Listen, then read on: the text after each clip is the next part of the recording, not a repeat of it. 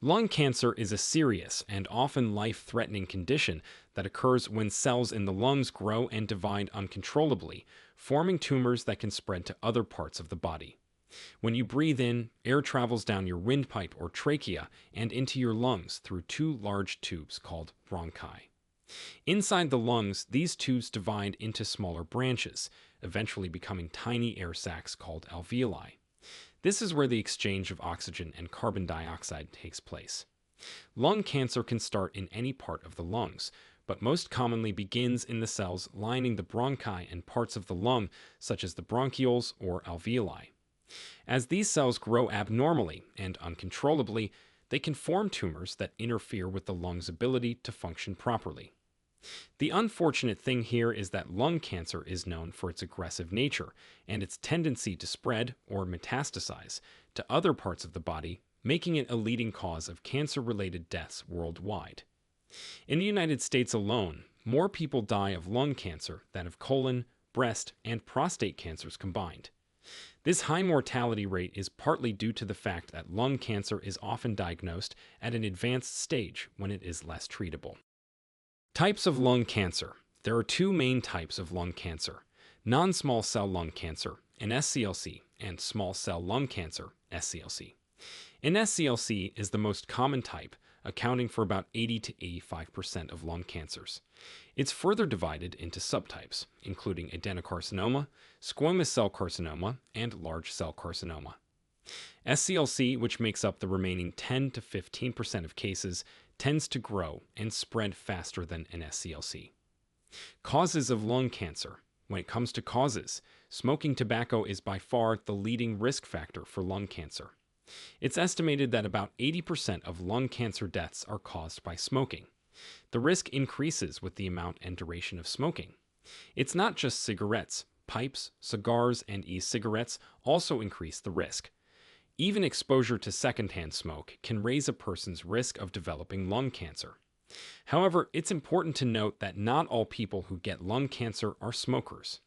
Exposure to radon gas is the second leading cause of lung cancer in the United States. Radon is a naturally occurring radioactive gas that can seep into homes and buildings from the ground. Prolonged exposure to high levels of radon can damage lung cells and increase the risk of lung cancer. Other risk factors include exposure to asbestos, especially in older buildings or certain occupations, air pollution, and a family history of lung cancer. Some people develop lung cancer without any known risk factors, highlighting the complex nature of this disease. Symptoms of lung cancer. The symptoms of lung cancer can be subtle at first and are often mistaken for other less serious conditions. One of the most common early symptoms is a persistent cough that doesn't go away or gets worse over time. This isn't your typical cold or flu cough. It's one that lingers for weeks or months. Some people might notice changes in a chronic cough, or cough up blood or rust-colored spit, or sputum.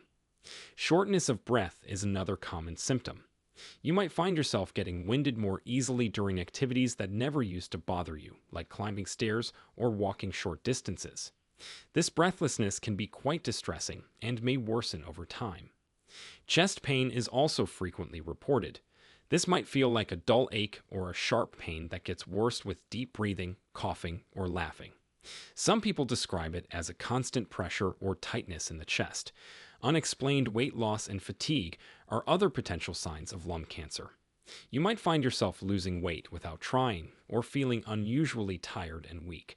These symptoms can be particularly concerning when combined with other lung cancer signs. As the disease progresses, other symptoms may appear.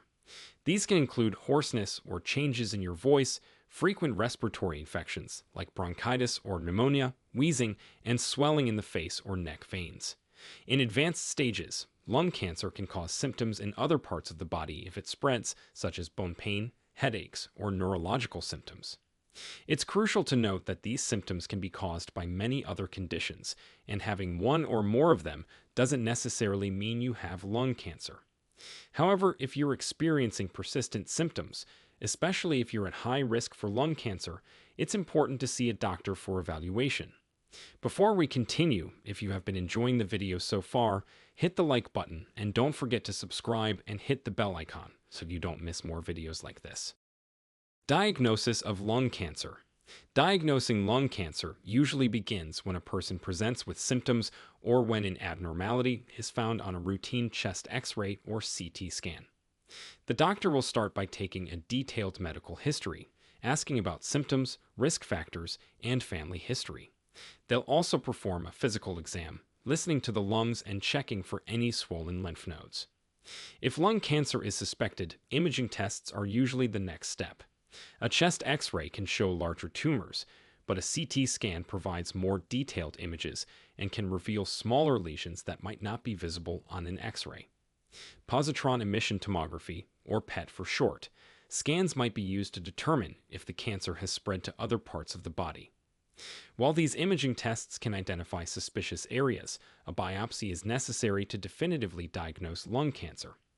A biopsy involves taking a small sample of tissue from the suspected tumor and examining it under a microscope for cancer cells.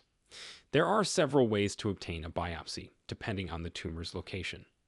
Bronchoscopy is a common method, where a thin, flexible tube with a light and camera, called bronchoscope, is inserted through the nose or mouth into the lungs to collect tissue samples.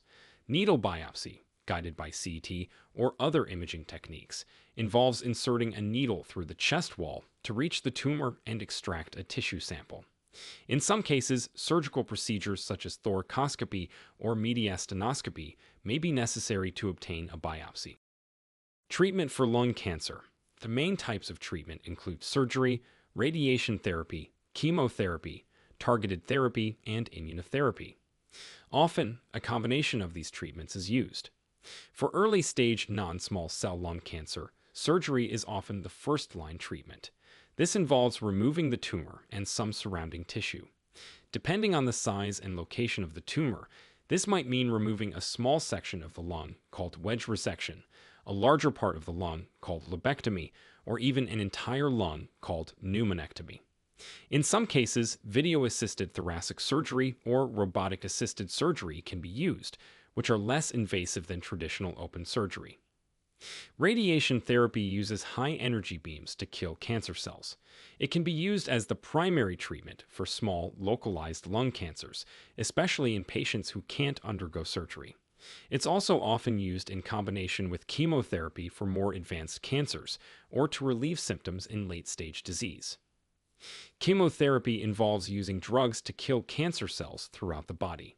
It's often used after surgery to kill any remaining cancer cells or as the primary treatment for more advanced cancers. While effective, chemotherapy can have significant side effects because it also affects healthy cells. In recent years, targeted therapies have become an important part of lung cancer treatment, especially for non-small cell lung cancers. These drugs target specific mutations or proteins in cancer cells, potentially offering more effective treatment with fewer side effects than traditional chemotherapy. For example, drugs that target the epidermal growth factor receptor mutation or the anaplastic lymphoma kinase gene rearrangement have shown effectiveness in treating certain subsets of lung cancer patients. Immunotherapy is another newer approach that's showing promise in lung cancer treatment.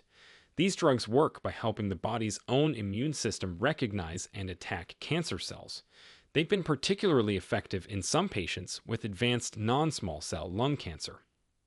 For small cell lung cancer, which tends to spread quickly, chemotherapy is usually the primary treatment, often combined with radiation therapy. Surgery is rarely an option because the cancer has usually spread by the time it's diagnosed. At the end, the prognosis for lung cancer varies widely depending on the type and stage of the cancer when it's diagnosed. Generally, the earlier lung cancer is caught, the better the outlook. This is why there's been a push for lung cancer screening in high-risk individuals. Now we want to hear from you. Do you or someone you know have lung cancer? What treatments did you have? Share with us your experiences and opinions in the comments below. We love to hear them. Thanks for watching.